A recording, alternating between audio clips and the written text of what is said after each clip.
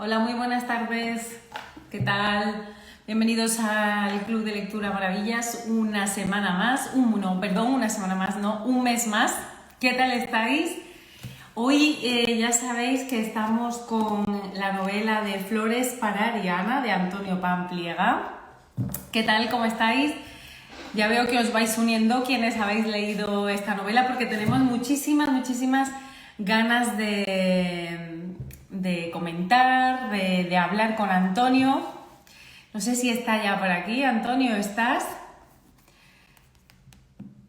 Ya está diciéndonos por aquí esa persona que es Susana que tiene de nombre PHPH668 que le ha encantado la novela. Yo creo que hemos coincidido muchos en esto y mirad, creo que ya está aquí Antonio Pampliega.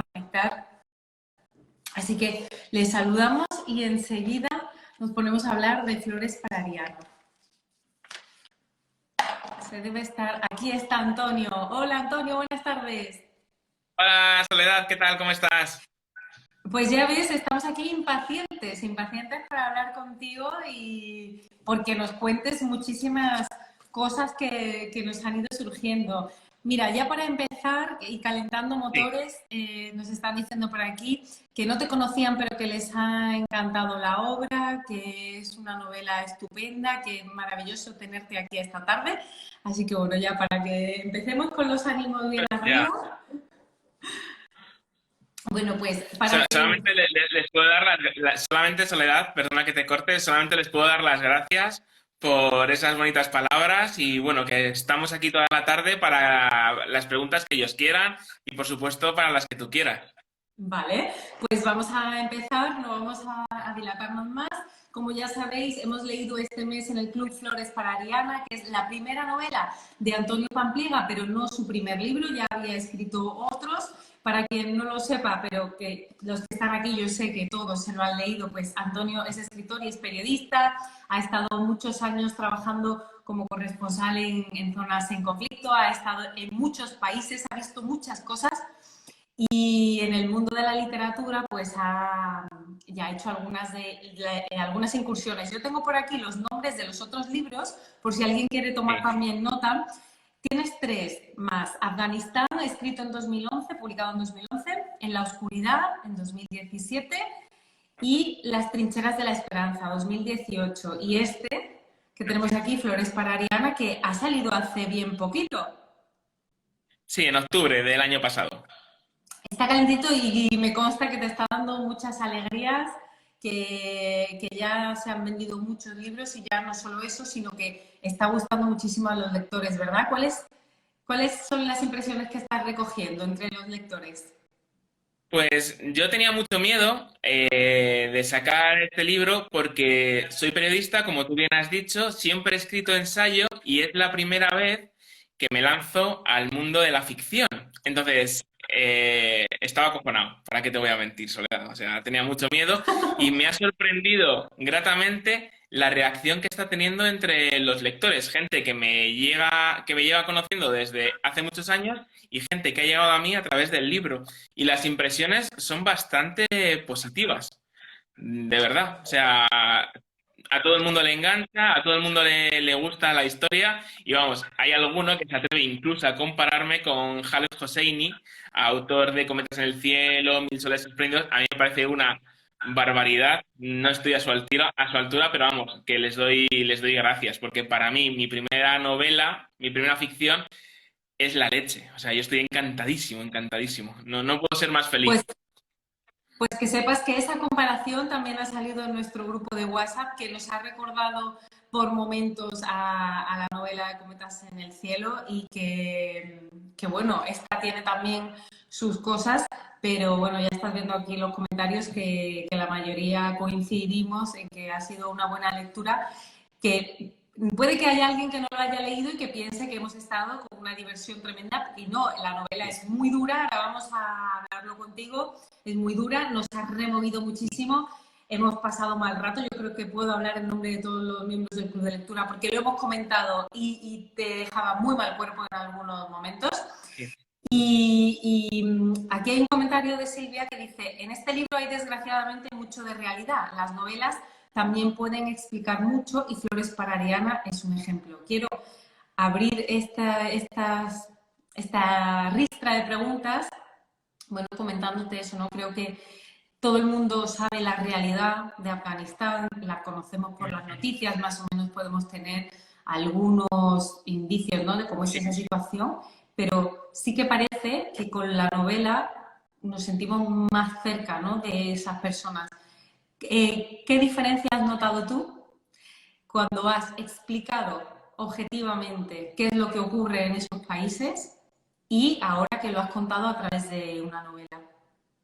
A ver, cuando uno va a estos países y trabaja para medios de comunicación, ya sea televisiones, ya sea periódicos, el formato es limitado. Es decir, en el mundo audiovisual pues tienes una hora, como hicimos Pasaporte Pampliega, o puede ser una columna, un breve o un reportaje.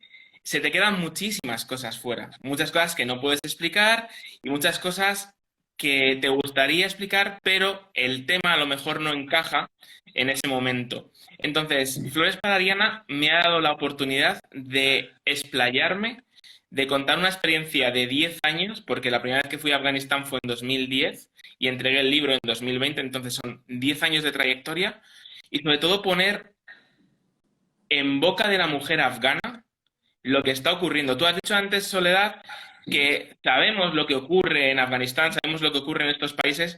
Yo creo que la realidad o la ficción en este caso supera la realidad o la realidad a la ficción. Realmente no sabemos lo que está ocurriendo en estos países. Y la prueba es que después de 20 años de presencia norteamericana, de todos los libros que se han escrito, Flores para Ariana a la gente le sigue sorprendiendo. Le sorprende cómo los talibanes, por ejemplo, podían llegar a ser tan crueles. Y a mí me sorprende que a la gente le sorprenda. De, a ver, no me he inventado nada. O sea, llevamos 20 años escuchando esto, escuchando cómo los talibanes pegaban a las mujeres, les amputaban los dedos por llevarlos pintados, las pegaban en la calle. O sea, esto ya lo han contado antes que yo, pero a la gente le sigue sorprendiendo. Entonces, puede ser un fallo de los periodistas que no hemos hecho hincapié, de los medios de comunicación que no les ha importado lo que ha ocurrido allí, o directamente puede ser también de la sociedad que durante 20 años se han tapado los ojos y han mirado hacia otro lado. O puede ser una unión de los tres, ¿eh? Claro, fíjate, lo decía aquí Carmen, ¿no? Carvilla dice, lo alucinante es que sigue ocurriendo y parece que lo hemos olvidado. Puede que igual el ser humano, por supervivencia, por no estar todo el día sufriendo, decida poner eso en un segundo plano, pero por eso es tan necesario que haya, pues bueno, libros, programas de televisión, reportajes, que el tema se siga sacando a la palestra y, como tú bien dices, con profundidad, porque en el género periodístico, pues a veces no te da mucho tiempo, ¿no? Bueno, cuéntanos cómo te surgió la idea de escribir Flores para Ariana. Cómo de repente un día dices, voy a poner todas mis experiencias en una novela.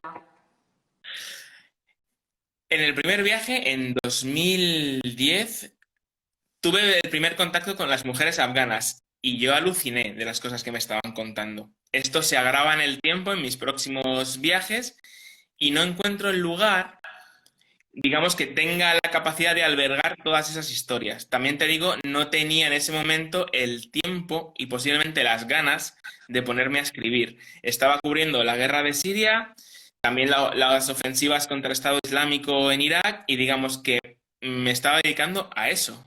¿Qué ocurre? Que en un momento de mi vida, en 2015, en julio, Al-Qaeda me secuestra. En octubre me separa de mis dos compañeros y me ofrecen un bolígrafo y un cuaderno. Y muchísimas horas por delante para matar, entre comillas, el tiempo libre. Y dije, pues a lo mejor es el momento de poner sobre un papel todas esas historias y darles un formato de libro. Y efectivamente, empecé a escribir, a escribir, a escribir, y surge Flores para Ariana. Ese primer germen no tiene nada que ver, además del título y de la protagonista, no tiene nada que ver de lo que luego es realmente Flores para Ariana. Pero bueno, sí que me ayudó a matar el tiempo. De hecho, tengo aquí esos papeles ¡Ah! para que vea la gente que pude sacar de Siria. ¡Qué bueno! Que bueno, justo estaba yo buscando la página en el libro donde tú has plasmado, has puesto uno de esos papeles porque es, bueno, Sí, que te ayuda mucho a imaginarte la situación, ¿no? Pero genial que nos los enseñes.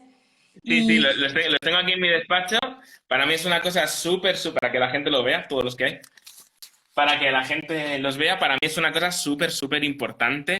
Y así nace Flores para Ariana, pero realmente luego esto se trabaja en mi casa, en mi despacho, con muchas horas de documentación, muchos libros leídos y también mucha experiencia. Y al final es un germen que da una novela de 400 páginas que cuando se la envía a Planeta realmente no eran 400, sino que rozaba las 800. O sea, hay que dar las gracias, sí, hay que dar las gracias a Jordi Beste, que es mi editor, que se puso a trabajar conmigo, que vamos, hizo un trabajo impecable y al final, bueno, hemos hecho esta novela. qué barbaridad. ¿Y por qué crees que te dieron un cuaderno y un boli? ¿Crees que es, no sé, era algo que hacían normalmente? ¿De repente sabían que a ti te podía servir? ¿Tú llegaste a pedirlo? ¿Era una No, señal de yo que no lo tenías que pedí. escribir esta novela? No, yo no lo pedí porque no sé cómo se dice en árabe cuaderno ni bolígrafo. Simplemente ellos entraron un día en mi celda, como yo estaba completamente solo, me lo dieron. Yo imagino que me lo dieron para que me entretuviese. O sea, ya está. También te digo, cuando ellos empezaron a ver el ritmo que yo tenía de escritura y que era un cuaderno detrás de otro, me dijeron, todo lo que escribas no lo puedes sacar.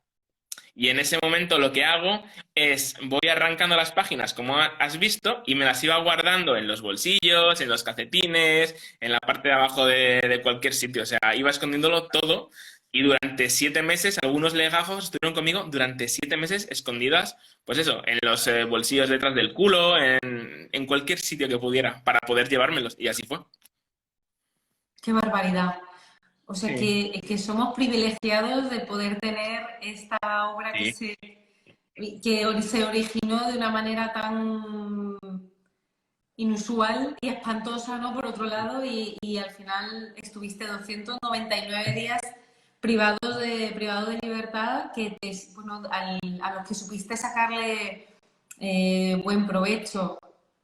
Sí, no, además, yo creo que lo has dicho tú, ¿no? Fue una señal ese cuaderno, ese bolígrafo y ese tiempo por delante y también las ganas de ponerme a escribir. Y tengo que decir que escribir Flores para Ariana, o lo que en ese momento era Flores para Ariana, me ayudó a evadirme de esa realidad en la que yo estaba sumergido e inmerso. Entonces, bueno, para mí el libro es súper importante y cuando hablé con Planeta hace mucho tiempo y me dijeron, queremos la historia. Vamos, no te puedes imaginar la ilusión que me hizo.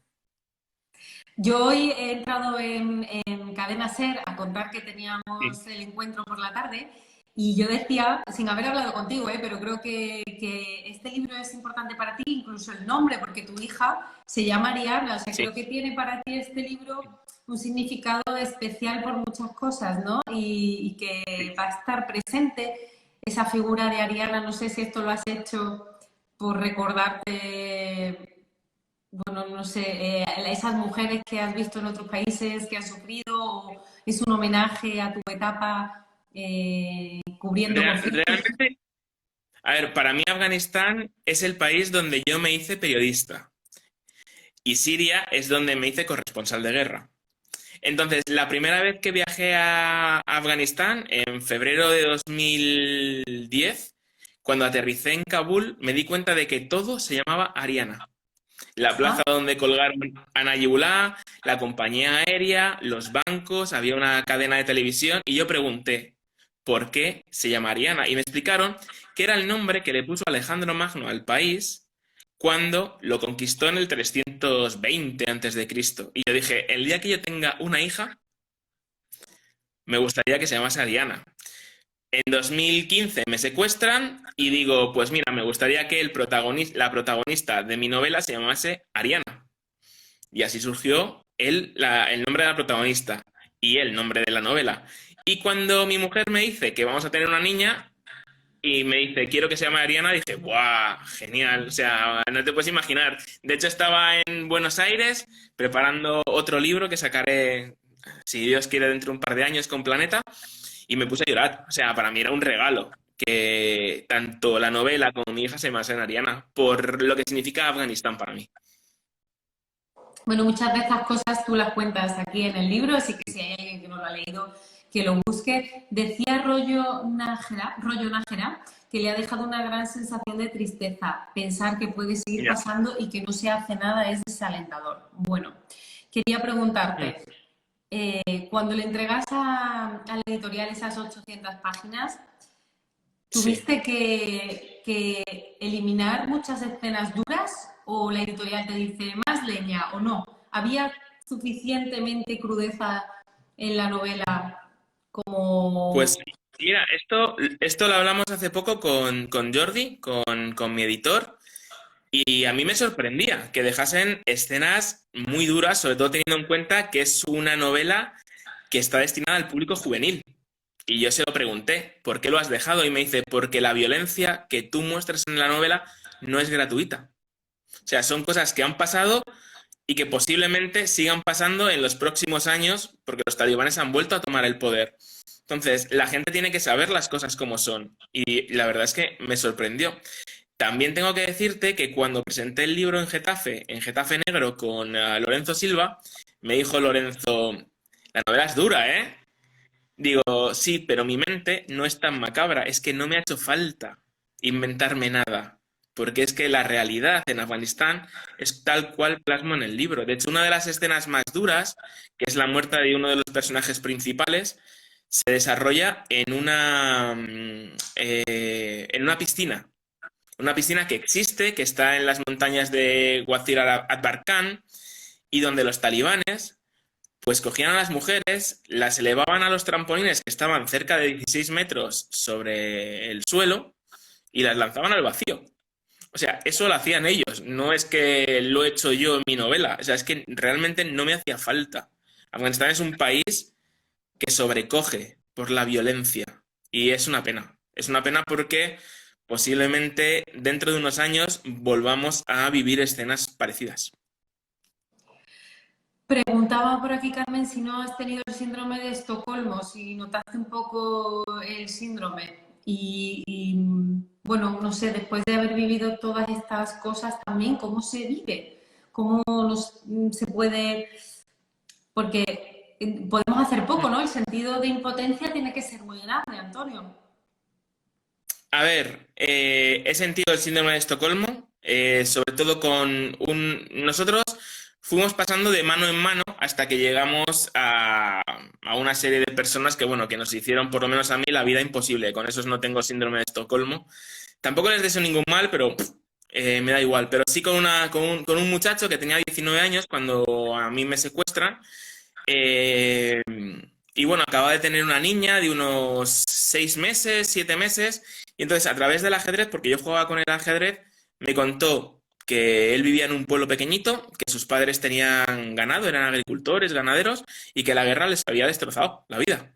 Y que él ya no podía estudiar, porque empezó la guerra cuando él tenía, pues si tenía 19, 14. O sea, dejó de ir a la escuela y ¿quién lo ficha? Lo fichó Al Qaeda. Entonces, claro, al final te das cuenta de que tienes delante un adolescente que si las cosas hubieran sido diferentes, pues seguramente te hubieses llevado bien con él, porque compartíamos muchas cosas en común.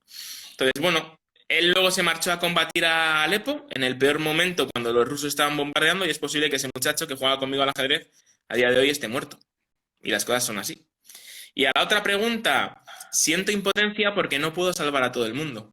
Y eso es una de las cosas que los corresponsales de guerra debemos aprender. Y es una lección importante, porque si no, al final, la sensación de impotencia es muy grande. O sea, pasó, por ejemplo, este verano, cuando estuve ayudando a varias personas a salir de Afganistán, se me quedaron mucha gente detrás cuando ocurrió el atentado en el aeropuerto de Kabul. Sí, he ayudado a 70, pero a lo mejor se me han quedado atrás 100. Y el sentimiento de impotencia es bestial.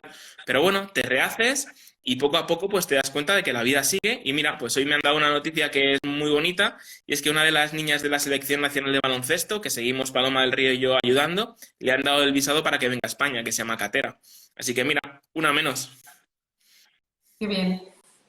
Mira, por aquí dice, eres grande, Antonio, amo esa tenacidad tuya, esa entereza que tienes al asumir tu rol con tanta nobleza. Qué excelente es ver que existen seres humanos tan maravillosos como tú. Pues muchas gracias. La verdad También es que no puedo decir otras cosas. nos han saludado también desde México. También dice por aquí Ana Bermúdez que es aterrador pensar que no es ficción Ya. lo que he leído. También por aquí ese es el impacto de la novela que sabemos que es real. Todas las historias y todo lo atroz que pasa en Flores para Ariana, ¿lo has visto en Afganistán o has cogido otras situaciones de otros países también? Todo, Todo esto.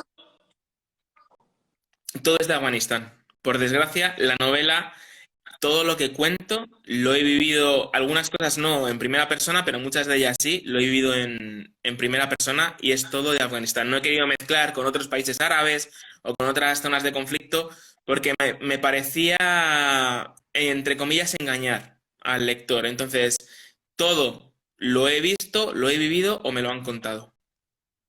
¿Y en qué momento decides que vas a escribir esto en forma de novela? Porque hay tanta verdad que a lo mejor te sentiste tentado de contar unas memorias, ¿no? De hacer unas memorias o hacer otro... Bueno, siempre, como te he dicho, siempre he querido escribir una novela sobre la realidad de la mujer afgana en Afganistán, siempre desde el principio.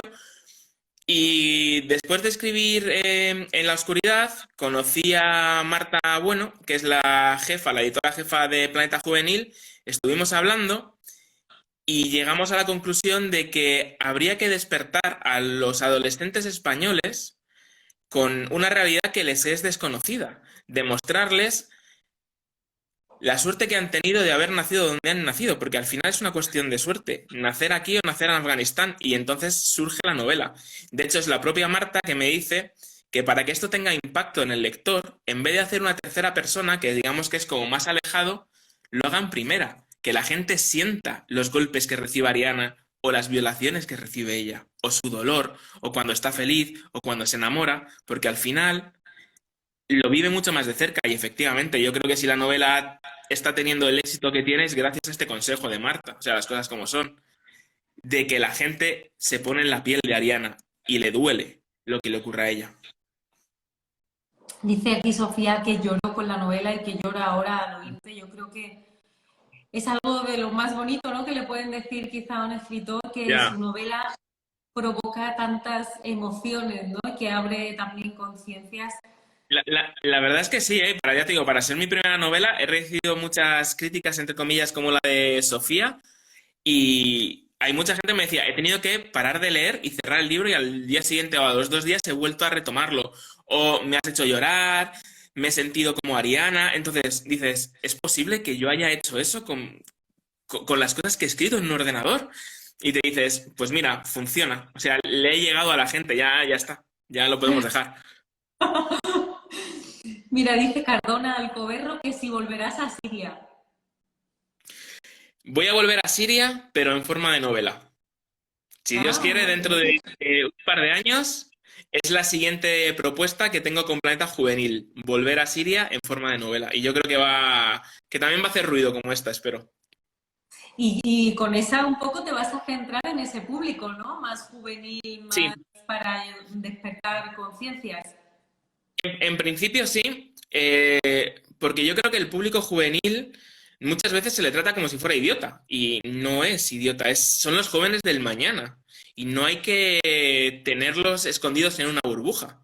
Las cosas hay que decírselas como son, ellos lo entienden a la perfección y las pillan al vuelo. Entonces, hablarles de la guerra, de que otros niños o adolescentes como ellos no tienen la suerte de ir al colegio, sino, por ejemplo, como Ariana, no solamente no va al colegio, sino que la quieren casar con un señor de 50 años. Esto ocurre. Y no me lo han contado, es que lo he visto yo. O sea, yo estuve sentado enfrente de una niña con 15 años que se acababa de casar con un señor de 53. O sea, lo he visto yo y lo hemos grabado en Pasaporte Pampliega. Y dices, pues es que el mundo es este, no donde nosotros vivimos. Entonces yo creo que esos niños que el día de mañana van a ser, como te digo, los ciudadanos del futuro, tienen que saber dónde viven y no pueden ser ajenos a todo esto. Entonces, creo que el reto lanzado por Marta y por Planeta Juvenil en ese sentido, vamos, yo lo acepto y estoy encantadísimo. Qué bonito además, ¿no? Porque bueno, que está bien hacer sentir a la gente, pero también si se puede ayudar a construir una sociedad mejor y los adolescentes, como tú dices, son el futuro más inmediato, pues ole tú porque, bueno, ahí estaremos nosotros que no somos adolescentes, pero que vamos Sí, a seguir leyéndote. Decía Carmen hace un rato, yo creo que cuando estábamos hablando de cuando contabas la sí. anécdota del joven del ajedrez y ella te preguntaba, ¿de todo tiene la culpa el adiestramiento? Bueno, la pobreza tiene mucha culpa, la frustración tiene mucha culpa, la guerra tiene mucha culpa. Al final son una suma de todo. O sea, ese joven de haber nacido en Occidente posiblemente sería un niño normal o se habría unido a alguna banda, como estamos viendo últimamente. La culpa la tiene la falta de educación y la falta de valores, ya sea en Siria, en Madrid o en Málaga, que es donde creo que estamos tú y yo ahora mismo. ¿Ah, sí, tú también? Entonces, sí, sí, yo estoy en Antequera, mi mujer y mi hija son antequeranas, así que aquí estamos. Entonces, sí.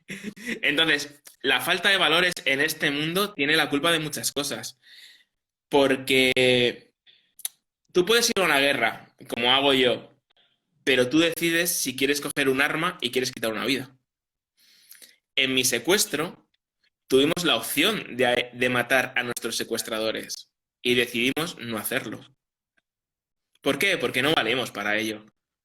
Porque para matar hay que valer. Entonces, los valores de ese joven con 19 años, a pesar de sus razones, que las tiene, justificadas o no, eso ya cada uno, pero coge el camino fácil, que es coger un arma y quitar una vida.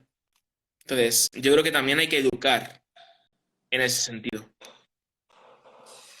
Te decía y te preguntaba aquí, Eubina Uru, si alguna mujer afgana ha leído tu novela. Que yo sepa, mujer afgana no, hombre afgano sí. Mi amigo Hasib sí que lo ha leído. Tengo muchas amigas afganas que han llegado últimamente a España y que me dicen, quiero leerla, quiero leerla. Yo, pues ojalá puedas aprender castellano y la leas dentro de poco y me digas qué te parece. ¿Y estos amigos tuyos te han hecho algún comentario que te preguntaban, ¿y qué dicen? Pues mira, Hasib, presenté con él la novela en San Sebastián en noviembre y yo cuando me hizo una entrevista a La Vanguardia dije que muchos afganos, la mayoría de los afganos, son como los talibanes. Es decir, tratan a sus mujeres, hijas, madres y hermanas como si fueran basura, porque están educados en ello y porque no se han planteado, perdón, en nada que no sea eso. Y no hacen absolutamente nada por cambiarlo. Es decir, en los últimos 20 años los talibanes no han estado en el poder. Y hay que preguntarse cómo los hombres afganos han tratado a sus mujeres. O sea, esa boda a la que asisto yo no son talibanes los que se está casando, son afganos. Otra niña, Nargués, yo la entrevisté y tenía 10 años cuando la entrevisté, ¿vale? Su padre con 7, cuando tiene 7 años, la casa con otro muchacho de 15. Tú casas a tu hija de 7 años con un muchacho de 15 porque te quieres casar y como no tienes dinero para pagar una boda, coges a tu hija y la cambias. Es que los afganos son como los talibanes en muchos sentidos. Punto, ya está. No hay que blanquearlos, no hay que decir que los talibanes sean malos. O sea, esta gente no nace de ciencia infusa. Tiene su semilla dentro de la sociedad y muchos piensan como ellos. O sea, ha habido muchos años donde no estaban los talibanes y se seguía lapidando a las mujeres. O sea, ya Es- está bien. Es que es así, me decía, es que tienes razón, me decía Hasib, tienes razón, los primeros que tenemos que cambiar somos nosotros y no lo hacemos. Y bueno, es que eso es muy complicado y requiere de mucho tiempo, mucho cambio Sí, claro, eh, por supuesto. educacional, social, es un tema complicadísimo. Y bueno, vamos un poquito a la novela ya, si quieres. Hemos Sí, estado hablando un poco claro, así en generalidades. Bueno, dice D'Angelo Ezequiel que gracias a ti se hizo periodista, bueno, que se interesó por el mira, periodismo y que se ha qué formado bonito. como tal. Sí, y te da aquí las gracias. María te dice, eres una persona capaz de enriquecer a las personas que te rodean. Tuve la suerte Qué guay. de conocerlo en noviembre, desde entonces lo llevo siempre en el corazón, la verdad. Es que Mira, solo te dicen cosas preciosas. Saludos desde Oaxaca, México. bueno, que hay que tener suerte hasta para nacer en un lugar u otro. Sí, eso es. Voy a repasar así rápido los Sí, claro. comentarios para hacernos otro bloque. Dice Irene, eres de verdad uno de mis ejemplos a seguir para seguir formándome como periodista. De verdad, gracias por el grandioso trabajo que haces. La verdad es que no me puedo quejar, ¿eh? La No, gente no. me quiere mucho. Y la verdad es que es de las cosas más bonitas que me ha pasado, de verdad. Mira, aquí hay Maddie Mir 74 que te dice, soy Maddie, ¿por qué algunas mujeres se tratan tan mal entre ellas? ¿Es parte de su cultura? Es parte de su cultura. Por ejemplo, en Somalia, quienes realizaban la ablación eran otras mujeres. Es decir, mujeres que habían sido mutiladas genitalmente eran las que se lo hacían a otras mujeres. Las que le decían que si no tenían, pues no podían coger alimentos porque estaban sucias. Por ejemplo, por ponerte un ejemplo, en Somalia.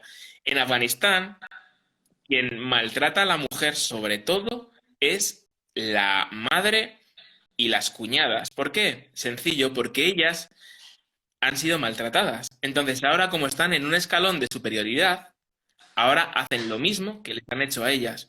Es así de sencillo. Son las que deberían cambiar las cosas y las que no se dan cuenta de que cometen los mismos errores con las demás. De hecho, Nargués me contaba que quien realmente la pegaba era su, su suegra, que con los alicates le hacía marcas en el cuerpo y le partió la nariz, su suegra y su cuñada también. Dice, el único que me trataba bien en esa familia era mi marido que tenía 15 años. Dices, ¿en serio? Así es. Desde luego describes unas palizas brutales, Ujú. un maltrato, unas vejaciones, unas humillaciones también, porque estoy Mm. acordándome de cuando quieren vender el mulo, el burro en el mercado, las dos hermanas, y lo que ahí ocurre, ¿no? Que ahí nadie puso la mano encima, nadie, pero esa manera de vivir siempre con el miedo a que te pueden matar, ¿no? A que tu vida pues vale tan poco en ese país y que nadie te va a defender, No, nadie. porque Ningún hombre te va a salir a defender, más que nada porque hay violencia contra las mujeres, pero también hay violencia contra los hombres. Entonces, los talibanes pegan a todo el mundo, no solamente a las mujeres. Entonces, prefieres ser el que mira cómo pegan a ser una de las personas que recibe la paliza. Es claro, así. incluso pegar, ¿no? Si no te queda más remedio, igual muchos pues deciden pegar también como medio de supervivencia. Bueno, Exactamente. te dicen desde aquí, desde Londres, un abrazo enorme. Sabes que eres de mi total admiración. Lloro con cada palabra que leo en tus libros. Estás hecho de tanta nobleza. Eres simplemente un ser humano único y maravilloso. Bueno, bueno. Yo creo que ya es demasiado, ¿eh? Pregunta Nuria que cuántos años tiene Ariana, que eso lo sabemos los lectores, pero bueno, ¿cuántos años tiene Ariana, Antonio? Tiene 14 años. Ariana tiene 14 años y bueno, se va haciendo una mujer a lo largo de la novela. Bueno, ¿qué opina la gente religiosa del Islam con el comportamiento de los talibanes y cómo interpretan el Corán? Pregunta de este Bueno, libro. los que realmente son religiosos, yo tengo amigos, por ejemplo, Mustafa, que ahora está en Logroño, que fue mi traductor durante muchos años, es una persona muy religiosa y él no está de acuerdo con lo que hacen los talibanes. Cree que es una mala interpretación del Corán y de hecho la prueba es que ha tenido que huir de Afganistán porque su vida, por haber trabajado con españoles y con las tropas españolas, corría peligro. O sea, imagínate. Y él es, ya te digo, una persona muy, muy religiosa. Entonces, ¿qué hacen los talibanes? A ver, los talibanes hay que tener en cuenta que son personas que no saben ni leer ni escribir. Entonces, s- interpretan o malinterpretan un libro escrito hace 1500 años que no entienden ni comprenden, pero siguen a rajatabla lo que les dicen los imanes, que sí lo entienden y saben que no pone eso. Porque, por ejemplo, en el Islam, en el Corán, pone que inmolarse es pecado. O sea, el suicidio es pecado. Entonces, todas las personas que se inmolan, bueno, ¿qué hacen los imanes? Tergiversan y dicen que son shahid. Es decir, son mártires para la causa. Pero si tú te lo lees, es pecado. Bueno, estaba viendo aquí los comentarios, hay muchos dándote las gracias, saludándote desde Nicaragua, desde muchos otros sitios. Y hay una persona bueno, que hace referencia también a esa escena, esa parte en la que intentan huir y las pillan en el En el autobús, autobús. que también es muy Sí, dura. Y es que en realidad, Antonio, yo ayer, un poco haciendo recapitulación de toda la novela, pensaba que pocas cosas buenas les pasan a las mujeres de esta novela, ¿no? Y me apunté aquí sí. los nombres: Ariana, Parvana, a Farah, a Leila. Es que casi no hay tregua en la lectura, ¿no? Son cosas muy mínimas que de repente les regalan unas flores, que tienen un libro que son unos símbolos que me han gustado mucho, ¿no? Unas flores amarillas, silvestres, el principito y la lectura, que es como un oasis ahí de salvación. Sí. Pero el resto del tiempo están sufriendo, están pasándolo mal. ¿Cuál ha sido la parte que más te ha costado a ti escribir? El final. Porque piensas, como tú bien has dicho, son solamente palizas, palizas, palizas, palizas durante 400 páginas. Y dices, esto tiene que tener un final feliz. Y luego recapacitas y dices, estamos en Afganistán. No hay finales felices. Si hago un final feliz, estoy engañando a los lectores, porque esto no es Disney. Esto es lo que es. Y yo entrego la novela en octubre del 20. Tú imagínate mi cara en agosto del 21 cuando veo que los talibanes vuelven a entrar en Kabul. Y dices, efectivamente, en Afganistán no hay finales felices. Y es así. Es triste y es duro, pero es que es la realidad. Pura y dura. Y no se intenta, o por lo menos no hemos intentado engañar a nadie contando las cosas como no son. Es que Afganistán es así. Me hubiese gustado escribir una novela romántica, con un final feliz, pero no era el caso. O sea, han estado, es que llevan en guerra desde el 79. Yo la semana que viene hago 40, es decir, nací en el 82. Esta gente llevaba 3 años matándose antes de que yo naciera y siguen haciéndolo. ¿Qué final feliz podemos hacer? Es que es tontería. Tiene Por toda eso me la... costó. Perdona, perdona. No, por eso me costó, porque yo sabía que cuando el lector llegase al final, iba a decir, ¡buah! Hay final feliz seguro. Y dices, joder, les voy a dejar con un mal sabor de boca. Uf, tremendo. Insisto, una cosa, una puntualización. No está hecha pensando en segundas partes, ¿eh? O sea, eso también lo digo. No está pensando, no, no, no. Bueno, vale, yo creo que, bueno, hablo por mí, yo creo que también en algún momento pensé, por favor, casi con esperanza, ¿no? Por favor, que acabe bien, que haya algo, Ya. no sé, que haya final feliz, pero cuando la terminé pensé, es que lo más coherente y lo más lógico, efectivamente, como tú bien dices, es que termine como termina, ¿no? Y además termina dejando muy claramente, bueno, siempre hay referencias al tiempo, ¿no? Al momento histórico en el que se está viviendo, al momento presente, pero también es una parte muy importante de la historia, ¿no? Las Torres Gemelas, todo lo que pasó en esa Claro, época. claro, es que al final, es que hace 20 años de todo esto, de donde está ambientada la novela y la época en la que Ariana está viviendo. Y como que lo hemos olvidado.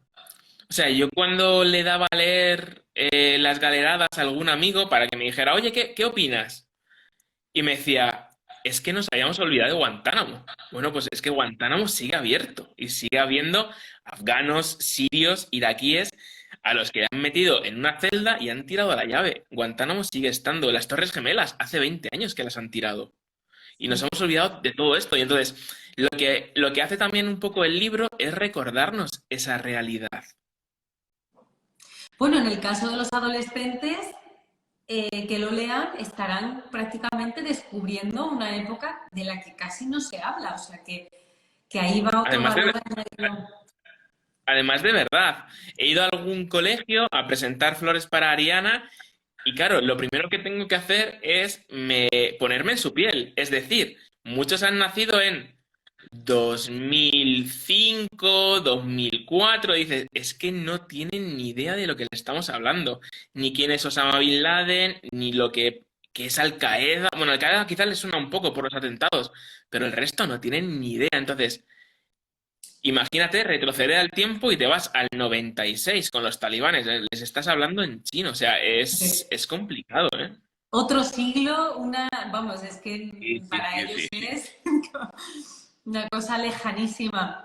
Dice Sí, Carmen que el final es una bellísima historia de amor. Ahí, por ahí ya. había opiniones de que era durísimo, pero bueno, que en el fondo se ve ahí esa parte de historia de amor, ¿no? Y dice Sofía que si tú conoces la aldea donde va Ariana a vivir cuando se casa con Said. No, la aldea es la aldea de uno de mis mejores amigos afganos, que él es de la zona del Nuristán, entonces él me la describió. De hecho, para el 2021 tenía un viaje con él a su aldea y por desgracia pues nunca más va a poder ser. Él está en Asturias, es afgano, pero con nacionalidad española, lleva muchos años viviendo aquí. Y entonces él siempre me ha dicho, tienes que venir a mi aldea que es maravillosa. Entonces él me la describió y ese es el regalo que le hago yo a Nuri. Qué bonito. Bueno, hemos hablado antes de las mujeres, ¿no? Y de cómo sufren en esta novela, que es un reflejo de la realidad que tú has visto y que se vive en Afganistán. Vamos a ver los hombres, ¿no? Todos los hombres que aparecen en tu novela son la mayoría violentos o impasibles ante la violencia, ¿no? Pero rescatas Sí, ahí a dos personas, dos hombres que no son tan claramente violentos como Salem o Salem, no sé cómo se Salem, sí. pronunciaría, y el padre de las hermanas, ¿no? De Ariana y de Parvana, son los únicos que yo un poco recuerdo y rescato, aunque tienen también lo suyo, ¿no? Está ese perfil, o sea, hay ese perfil de hombre que, bueno, no está tan activamente en la sociedad violenta y que se siente un poco empático con la situación, o te lo Sí, has tenido que existe. imaginar. No, no, existe y de hecho Baba, que es el padre de Ariana y de Parvana, existe y yo lo conocí.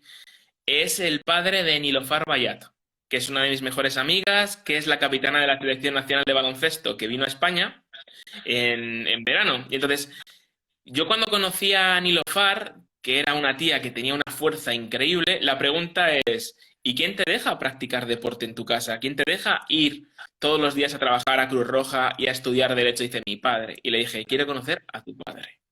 Y yo me puse delante de ese señor a hacer la entrevista y era maravilloso, maravilloso. Dijo que él procedía de la época soviética, que había estado educado en unos valores, que esos valores se habían perdido y que a pesar de que sus hijos le decían a Nilofar que no jugase al baloncesto, él era quien le permitía y quien la apoyaba. Entonces, claro, te das cuenta de no todos son, gracias a Dios, no todos son como los talibanes. Pero también tengo que decir que hay una cosa que me llamó la atención. Y es que durante toda la entrevista y después la posterior cena que hicimos en su casa, estuvimos entre 3 y 4 horas con él, ¿eh? Y con Nilofar y con los hijos. Yo jamás vi a la madre. La madre estaba cocinando, escuchábamos ruidos en la cocina, pero nadie jamás nos la presentó. Entonces también te queda un poquito esa espinita de sí, es un señor que ha invitado a occidentales a su casa, que deja a su hija jugar al baloncesto, pero que tiene a su mujer escondida en la cocina para no sentarse con nosotros. Claro, no podemos ser tampoco ilusos, ¿no? Es un afgano que vive en esas circunstancias y que seguramente Sí, defenderá a su hija o, bueno, o hará lo que tenga que hacer en su país y en su sociedad. O sea que correcto. no sé muy bien qué podríamos hacer aparte de saber, no sé, esto es lo que te planteas, ¿no? ¿Y qué hago yo desde fuera? ¿Qué puede hacer el mundo, el resto de Es ciudadanos que de la sociedad? es, es tradición. O sea, es una cosa cultural, están en su país y bueno, pues a lo mejor dentro de 300 años se dan cuenta de que no pasa nada porque un desconocido ve a su madre o a su hija o a su hermana, que no tienen ningún tipo de connotación sexual. Quizá lo que tienen que hacer es que el sexo deje de ser tabú. Es uno de los problemas que yo considero que hay en estos países. Pero bueno, él no me la presentó, yo obviamente ni pregunté porque eso puede ser motivo de disgusto y de disputa. Y bueno, pues es lo que hay. A mí me pareció un señor de los pies a la cabeza, muy buena persona, que defendía a su hija hasta el final de las consecuencias. De hecho, si hoy Nilofar está en España, es porque su padre le dijo que sí y que se fuese con su marido, dejando a toda la familia. Si el padre dice que no, Nilofar se queda. Y ahí está. Sabe que es posible que no vuelva a ver a su hija jamás.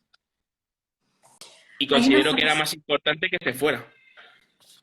había una frase que me había anotado yo aquí que me parece demoledora y la dice Ariana, que dice, ¿por qué los hombres nos odian? Y se lo pregunta varias veces en la novela, ¿no? Ella que es una niña que tiene un amigo con el que se lleva muy bien y del que al final hasta se enamora, no puede entender cuando va a haber ciertos espectáculos a los que le llevan, ¿no? No puede entender ese odio todavía en su mirada limpia, inocente, no puede entender esa división, ¿no? Entre hombres y mujeres y por qué los hombres en su país odian sistemáticamente, bueno, no es que las odien, es que ni las consideran prácticamente, ¿no? Mira, los talibanes tienen un dicho que aplican muchos afganos que dicen, toda mujer es despreciable, incluida tu madre y tu hermana. Entonces, si ese es uno de los dichos más usados por los talibanes, imagínate. Mira, te voy a contar una cosa que sí que es real, aparece en la novela. Cuando los talibanes toman Kabul por primera vez en el 96, en septiembre del 96, entran en el mercado de las aves y claro, se dan cuenta de que eso que lleva ahí abierto 300 años, las aves están en jaulas y no se puede tener animales enjaulados. Entonces, ¿qué hacen? Las liberan y clausuran para siempre, durante 5 años, el mercado de las aves. Es decir, los mismos señores que prohíben la risa de la mujer, prohíben que la mujer salga a la calle sin burka, que se dirija a los hombres, ¿les parece inhumano que haya pájaros enjaulados? O Qué sea, ironía. es que, es que yo, que me pongo en el papel de Ariana, me pregunto, ¿por qué nos odiáis? ¿Qué os hemos hecho? Teniendo en cuenta que todos han nacido de una mujer. Es que es absurdo, absurdo.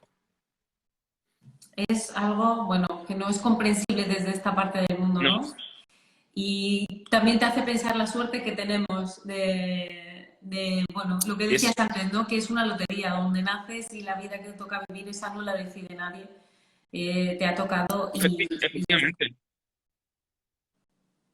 Bueno, la historia de Parvana, que me gustaría traerla aquí, que es la hermana mayor de Sí, Ariana, me gustaría traerla porque con ella también cuentas una cosa que es el sí. amor prohibido, ¿no?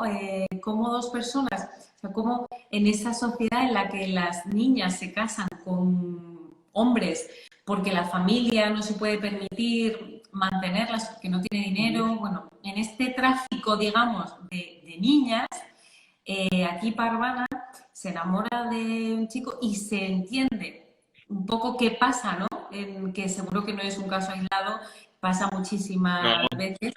hay, Claro, que la gente hay se muchos, enamora. sí, hay muchos casos que son así. La gente se enamora. Sobre todo en ciudades grandes, como pueden ser Kabul, Herat, Mazar y Sharif, donde los jóvenes pues van o al cole, o van a trabajar juntos, o van a la universidad. Entonces, todos los días tienen trato. Entonces, al final, como se suele decir, el roce hace el cariño. Pero tenemos que tener en cuenta que vivimos en una sociedad donde el amor no es que esté prohibido, sino que no está comprendido. Donde los matrimonios son todos pactados. Es decir, yo, mujer, no puedo elegir el hombre con el que quiero casarme. La familia de ese hombre tiene que ir a mi casa a pedir matrimonio a mi familia, siempre y cuando mi familia no haya pactado matrimonio con otra familia.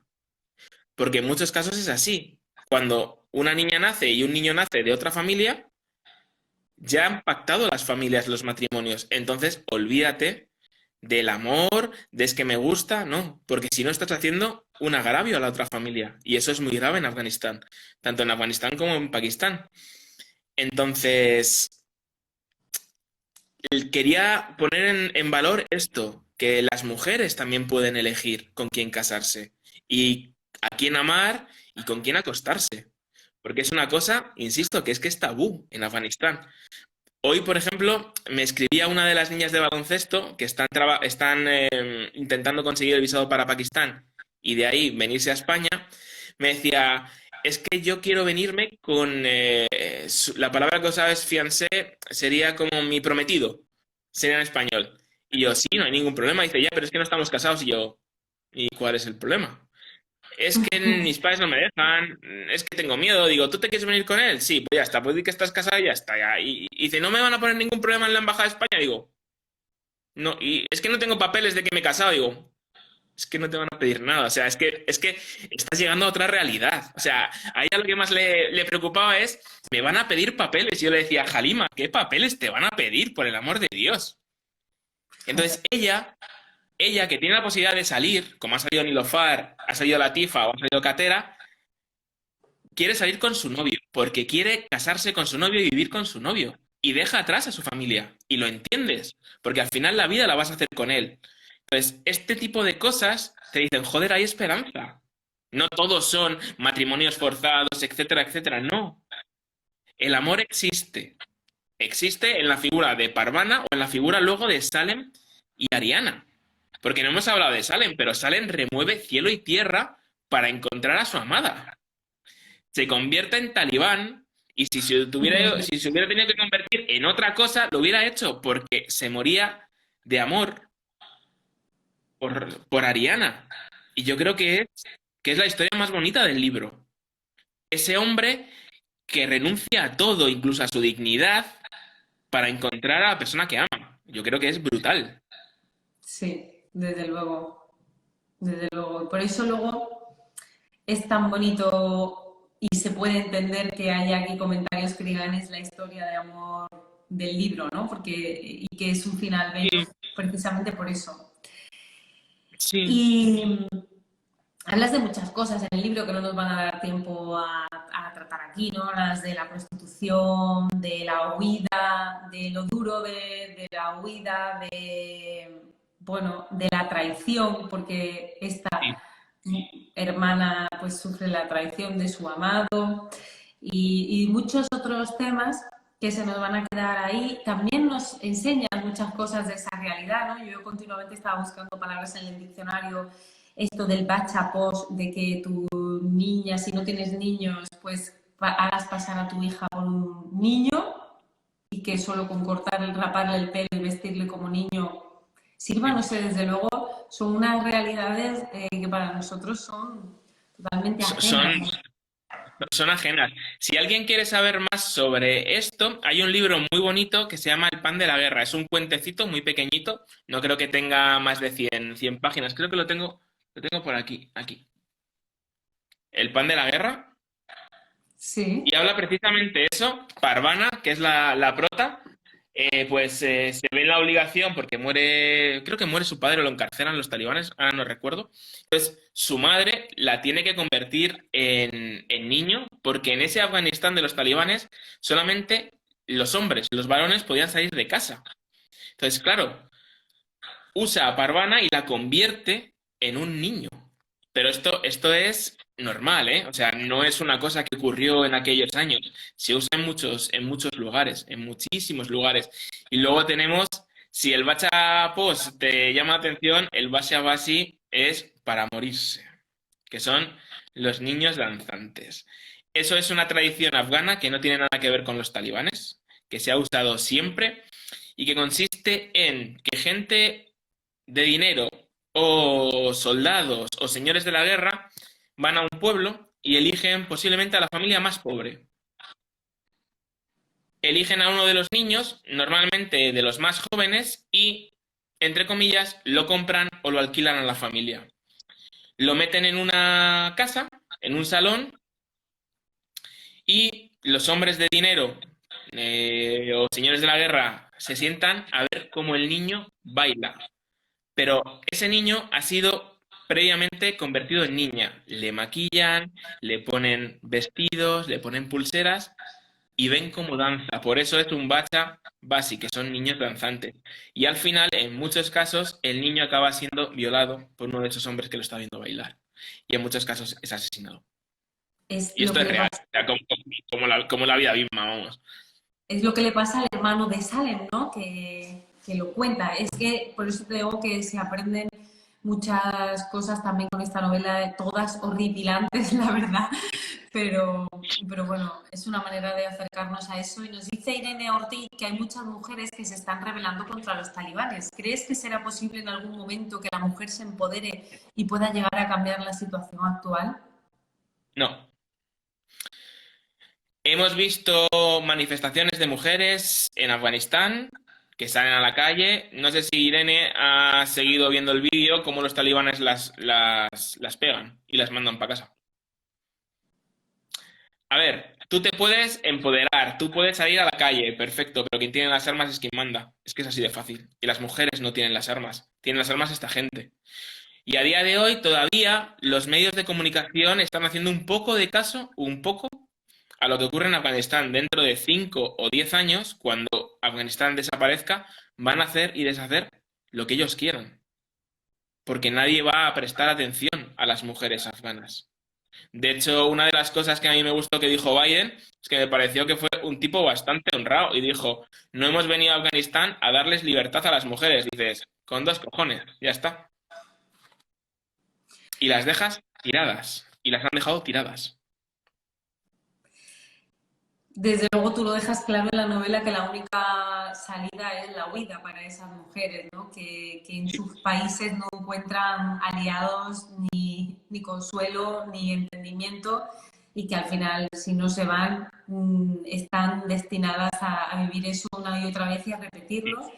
Y de ahí también ese poquito de esperanza, ¿no? Con la hija, con Azadi creo que significa libertad, Azabi, libertad, que también es, libertad.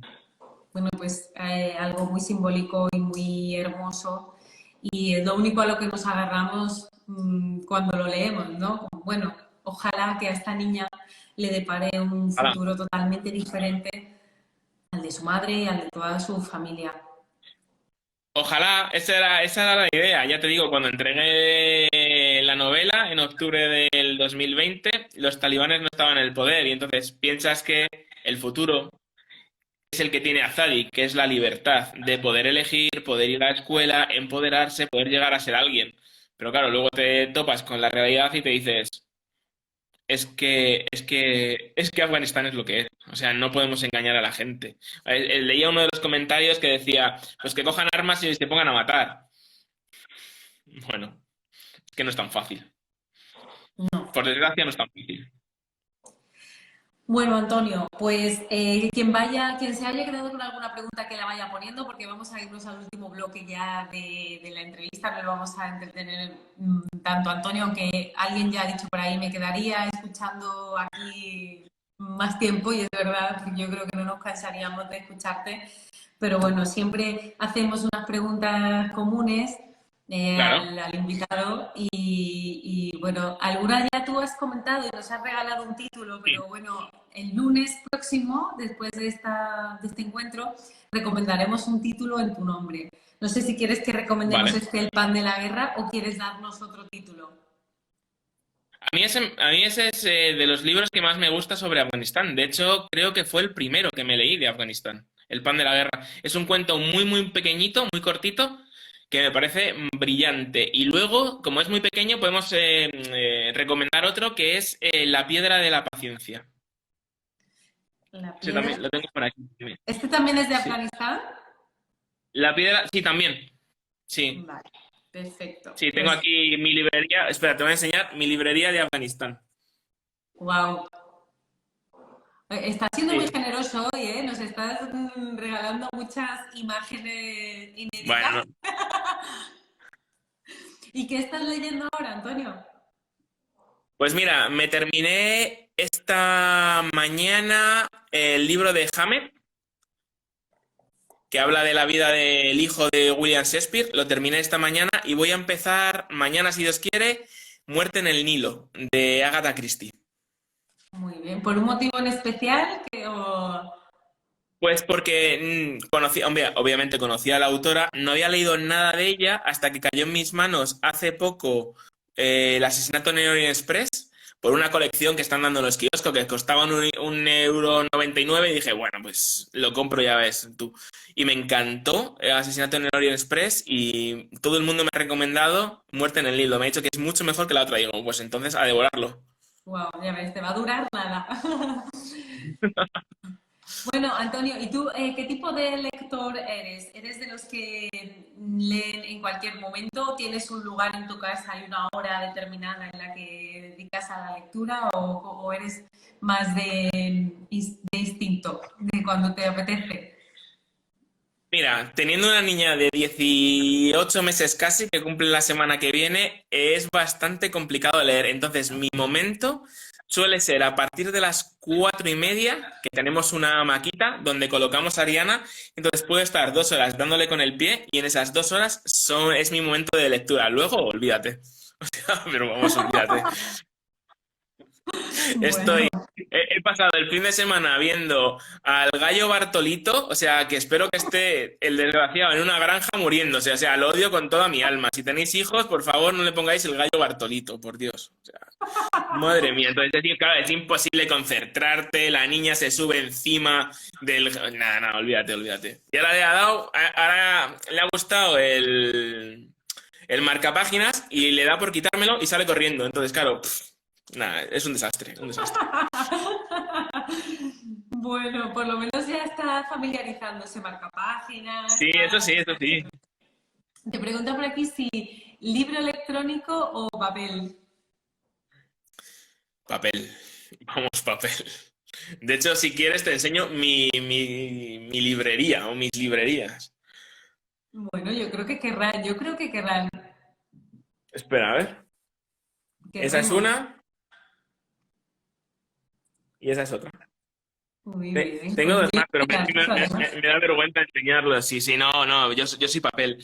Cuando viajaba, porque claro, desde la pandemia no viajo, siempre iba a zonas de guerra con un par de libros, siempre, y siempre en papel. Mira que es mucho mejor electrónico para que no pese, etcétera, etcétera.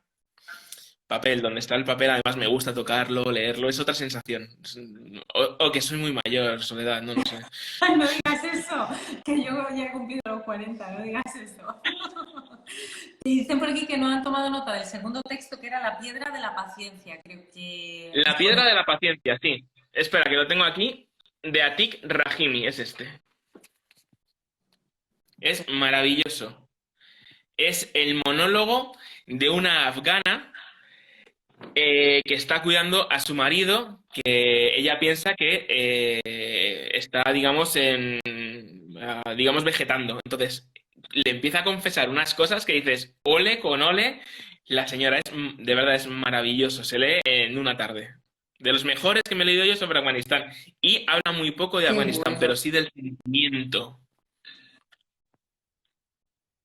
Vale, y el primero que mencionaste es El pan de la El guerra, para primero los es, que esto preguntan. es, el pan de la guerra. Un cuentito que también se lee rapidito, o sea que los Y dos muy, muy finito, sí. perfectamente. Vale, bueno, pues yo te voy a dar ya la última pregunta del bloque, que es que además de lectores en el club de lectura, pues obviamente tenemos gente que escribe, tenemos gente que ha publicado ya. Y tú como escritor, ¿qué consejo le podrías dar o qué crees que puede servirle a alguien que también está ilusionado con la escritura y que escribe, que cuenta historias? La verdad es que, ojo, ojo, esta es complicada. Yo creo que sí, que para ser un buen escritor o para ser escritor tienes que leer muchísimo y tienes que leerlo todo, siempre. Ensayo, novela, da igual. Tienes que leerlo todo y después, obviamente, te dirán muchas veces que no vale, que no es bueno, pero no te rindas, porque es lo peor que puedes hacer. Si a alguien no te gusta, no le gustas, ya le gustarás a otro. Pero hay que tener tesón, como en todo en esta vida. O sea, no te lo van a dar, no te lo van a dar sencillo. Bueno, desde luego tú sí que eres un ejemplo de no rendirse nunca, ¿no? De resiliencia, de seguir, Ya. de estar R con R, o sea que ya no tienes ni que decirlo porque solo escucharte y verte y seguir tu trabajo ya es un ejemplo de eso que has dicho. Así que nada, Antonio, mira, te voy a dar la última pregunta que entra ya sobre Vale. la hora, pero no la vamos a dejar aquí. ¿Cuánto han tenido que ver los propios afganos para que volviera el infierno talibán? Bueno, yo creo que... ¿Cuánto han tenido que ver? Han tenido que ver, son responsables, obviamente, ¿eh? Pero no han sido los mayores responsables. Tenemos que levantar la mano como país occidental. España estuvo allí, creo que son 16 años de misión internacional. Estados Unidos ha estado hasta el final y los hemos abandonado. Les hemos abandonado desde el principio, desde el momento en el que echamos a los talibanes y se apostó por un gobierno corrupto, que durante 20 años lo único que han hecho ha sido robar a manos llenas, que se han inventado un ejército que no existía y que cuando los talibanes iban ganando ciudad por ciudad, lo que han hecho es pactar con ellos y vender a los afganos. ¿Y sabes cuál es el problema, Soledad? Y también la señora que hace esta pregunta, que ya no confían en nosotros y no nos creen. Eso es lo peor. Que si mañana queremos decirles, os vamos a llevar la libertad, la democracia, no nos van a No creer. se lo creen. Y, y eso es lo peor, que ya no nos creen. Y con razón, ¿eh? Se me ha erizado la piel porque Bien. lo hacemos tan mal en tantas cosas, ¿no? Y Sí, porque pensamos, y esto no es mío, esto es de Alberto Cairo, que es un médico italiano que conocí en 2010 en Afganistán y que he tenido trato con él hasta hace unas semanas, y me decía, la democracia que exportamos los occidentales, pensamos que es la solución para todo. Y tú no puedes venir a Afganistán, un país donde casi el 70-80% de la gente no sabe ni leer ni escribir, tú no les puedes llevar una democracia. Esta gente, me lo decía por los afganos, lo que necesitan es un dictador. Un dictador como Mussolini, puso su ejemplo, o como Franco. Que les digan, esto es azul y es azul, punto. Y poco a poco ir construyendo una sociedad alrededor de la cultura y de la educación.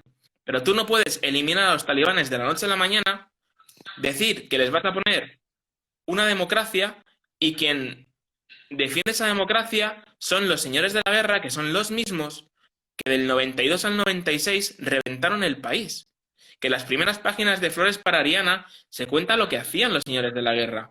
Cuando una mujer lactante cruzaba una línea que no era la de su facción, la amputaban los pechos y al crío lo tiraban al río. Eso es real. Eso ha pasado en Afganistán. Entonces, los talibanes aparecen porque los afganos estaban cansados de estos.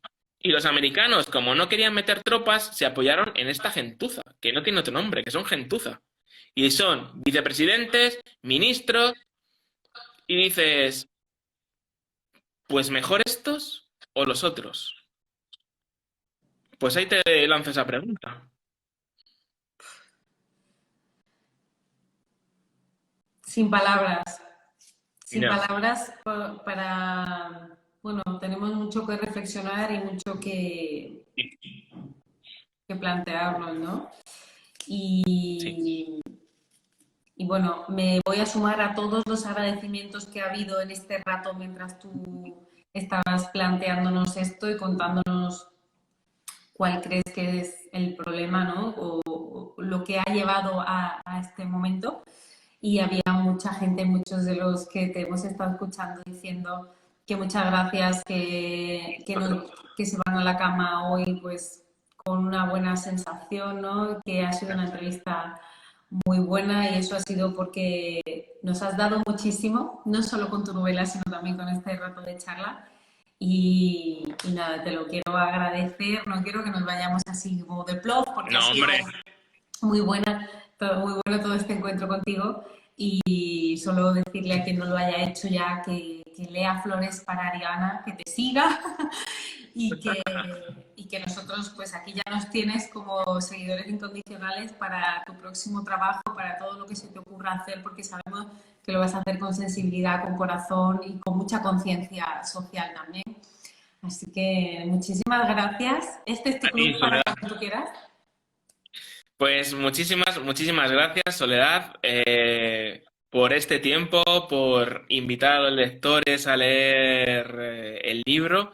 De verdad, para mí ha sido un lujazo y te emplazo para el próximo libro, que si Dios quiere saldrá en otoño, que es Ensayo, vuelvo al ensayo, y será sobre la Guerra Civil Española, que es mi debut en la Guerra Civil Española, y la verdad es que estoy descubriendo cosas que dices, ojo, que también lo tenemos muy abandonado. Oye, qué calladito te lo has tenido hasta el final y Sí. hablando del ¿O libro dentro de 2 años. no has preguntado? Vale. O sea que va a ser más pronto todavía, perfecto. Pues ese Sí, ensayo sobre sí, la sí, guerra civil, aquí queda sí. anotado. Y recomendaremos tus 2 títulos próximamente para que llegue a todos Muchas aquellos gracias. que se han podido conectar ahora. Y nada, un Muchísimas besazo gracias. enorme. Un beso Estamos muy para cerca, todos, así que igual nos encontramos en algún encuentro seguro. literario por ahí, por la ciudad. Un besazo, Antonio, y muchas gracias a todos Igualmente, guapísima. los que Y han muchas estado gracias a todos. Muchísimas gracias. Chao. Chao, chao.